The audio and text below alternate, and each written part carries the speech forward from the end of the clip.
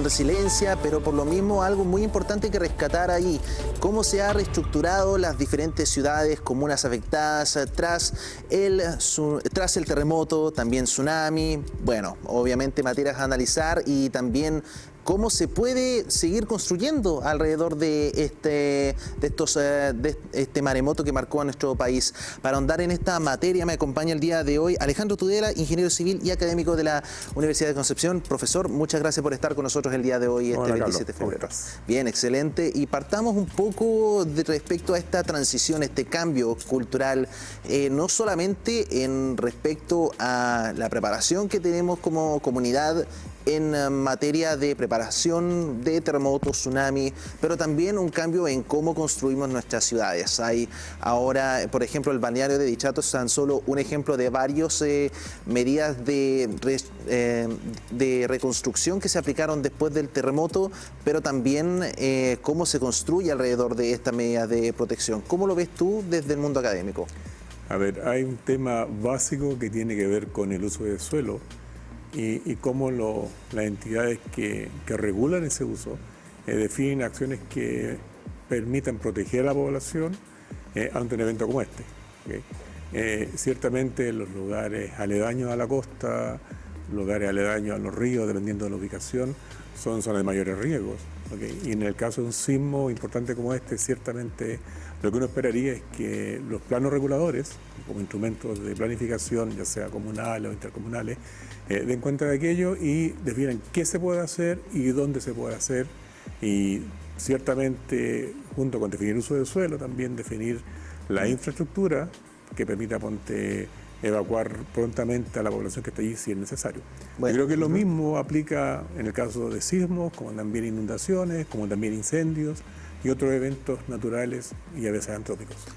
Esto también toma mucha relevancia, profesor, y tiene que ver el involucramiento de la ciudadanía en estos mismos trabajos, o sea, para aquellas personas que alcanzaron a ver Dichato, Caleta Tumbes también, lo recuerdan prácticamente que era como básicamente una planicie, como que no había mucha posibilidad de contener un tsunami de tal magnitud como les tocó vivir a ellos, pero al mismo tiempo se despierta como esta necesidad de empezar a estructurar no solamente para embellecer, sino mecanismos de defensa derechamente para evitar futuros episodios como estos también. A ver, nosotros ocupamos los espacios que están disponibles, ¿no?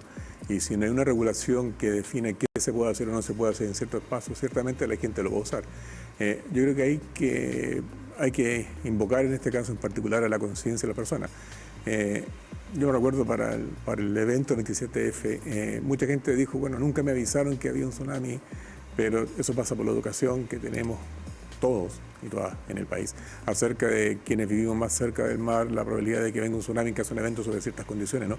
Que fue lo que pasó esta vez.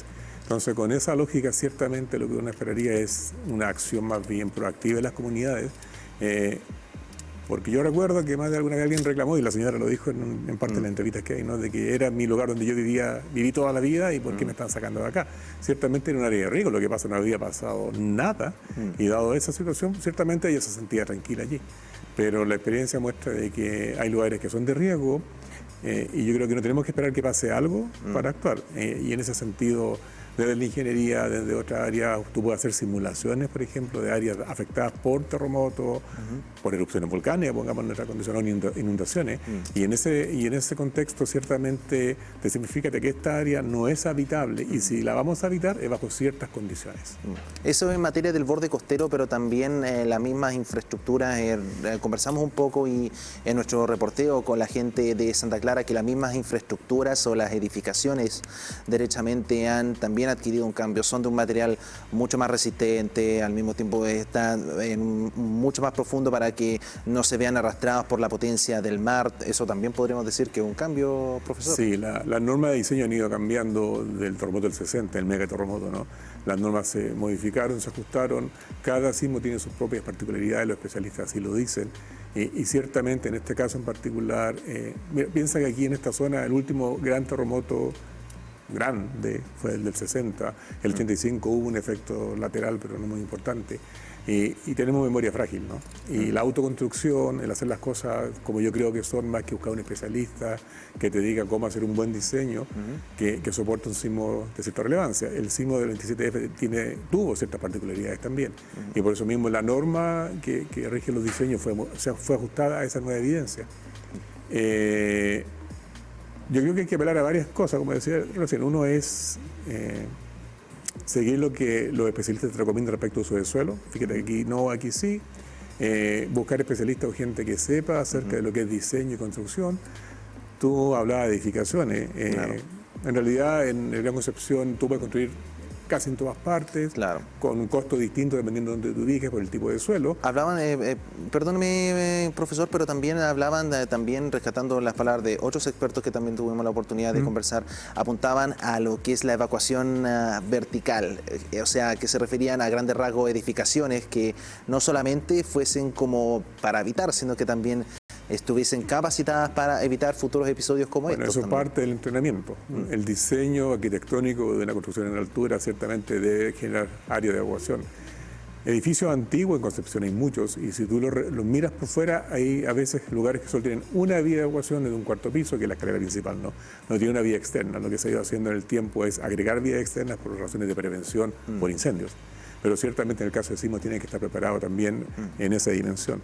Y a eso iba con el tema de las normas de diseño. O sea, aparte del diseño en sí, está la norma de arquitectura, la norma de seguridad, y todo aquello debería ser respetado por quienes hacen los diseños como tal, pero también la gente ser consciente de que no pueden vivir en un lugar de alto riesgo, y eso implica saber elementos básicos acerca de qué hacer en caso de un evento, a dónde recurrir. Hay algo que sale en la entrevista que tiene que ver con la evacuación, Claro. que son las vías de evacuación. Y aquí, si bien tenemos vías principales, siempre es prudente tener una vía secundaria que permita mantener la movilidad, porque ciertamente tú puedes tener un sismo, un puente se podría caer, o podría haber un deslizamiento de tierra que bloquea la carretera. Bueno, ¿cómo mueve esa gente? Bueno, por vía aérea podría ser, Por último, pero vía alternativa sería útil. Por último, profesor, a conversar respecto a, bueno, históricamente nuestra infraestructura vial se ha visto fuertemente condicionada y obviamente adaptada debido a las mismas características de nuestro terreno, el terremoto y tsunami siendo un claro ejemplo de ello, pero me gustaría que enfocarnos en otro escenario, proyectándose hacia marzo. Esto es obviamente una temática que obviamente es complicada, Sí. pero considerando también que aún hay vías que están en construcción, la misma capacidad vial va a estar a prueba en esa línea. Entonces, ¿cuál debería ser el futuro de nuestras mismas edificaciones, considerando que muchos países también priorizan al peatón más que el tránsito vehicular? O sea, creo que hemos hablado otras veces acá, no hay un problema estructural dentro de la Concepción respecto a vías. Si tenemos vías que están en temas de mejoramiento o construcción, la capacidad vial va a ser menor, y aquí lo que tenemos que hacer es privilegiar el transporte público, el ferrocarril, buscar vías alternativas también, ¿no? Uno tiende... ¿Y el peatón, profesor? Bueno, el peatón, básicamente, quienes pueden caminar son los que viven cerca del lugar de trabajo, a distancias razonables también. Alguna vez mencionábamos que hay un tema no menor con el estado de las veredas, el tema de los árboles que han dañado las veredas, y un tema relevante. Ciertamente lo que uno esperaría es que en este caso en particular cada persona dentro de su dominio planifique su viaje para el lunes, el famoso lunes estrella, buscando reducir los impactos y llegar a la hora donde tiene que llegar. Y eso incluye estudiantes y trabajadores. Es que también lo menciona porque otros ejemplos de otros países, por ejemplo, en esta ciudad en Holanda, de hecho, tuvimos la oportunidad de tenerla como referencia, hablaban de evitar, o sea, en cierto sentido privilegiar al ciclista y privilegiar al peatón. Y en cierto grado eso se traduce a eliminar un poco el espacio que tienen algunos vehículos para darle beneficio a esas personas, porque si no, es probable que mucha gente diga dónde quiere transitar, más que decir dónde privilegiar el estacionamiento. Hay un tema que es la ley de convivencia vial, que lo que hace es reconocer que tenemos diferentes actores en las vías. Los automovilistas, los usuarios de autobús, los que caminan, los ciclistas. Y lo que hacen en el ancho de la faja vía pública, básicamente otorgar a todos esos diferentes opciones una igual probabilidad de generar un viaje en forma segura y razonable, ¿no? Yo creo que hay un problema de fondo en nuestro caso y tiene que ver con el tema de uso de suelo. De nuevo, ya ese tema básicamente radiales, la gente vive en la periferia, tiene que viajar al centro y eso genera impacto importante en la vialidad. Uno esperaría más bien un uso de suelo diverso, donde no tenga que dejar largas distancias para satisfacer una necesidad. Lamentablemente, en la Gran Concepción, lo que hemos hecho en todo este tiempo, y que bastante tiempo hacia atrás, avanzar en dirección, me parece a mí más bien errada, que es no tener heterogeneidad en uso de suelo, sino que bien un tema bien áreas de vivienda, áreas de comercio, áreas de estudio, lo cual alarga la distancia de viaje como tal. Bueno, para todos. Diferentes áreas, cómo construimos nuestras ciudades, el manejo de estos territorios, el trabajo con las comunidades, todas aristas importantes al momento de edificar. Agradecer, profesor, nuevamente su presencia en Noticias.